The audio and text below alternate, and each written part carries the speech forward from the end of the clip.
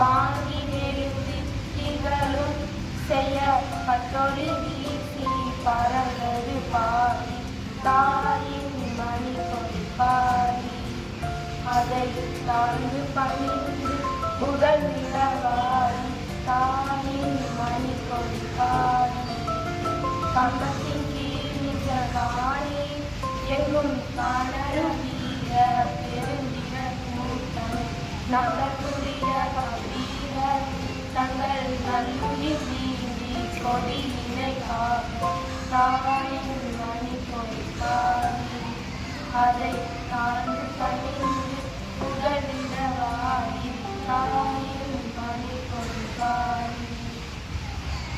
Good morning everyone. I am S.K. Divi from 8th standard. Thoughts are the day.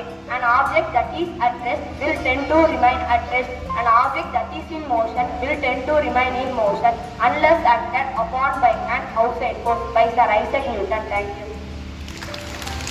காலை வணக்கம் 9ஆம் வகுப்பானவன் S Naveen. இன்றைய திருக்குறள் அதிகாரம் 5 இல்வாழ்க்கை. குறள் எண் 45. அன்பும் மரணம் உடைத்தாயின் இல்வாழ்க்கை பண்பும் பயனும் அது.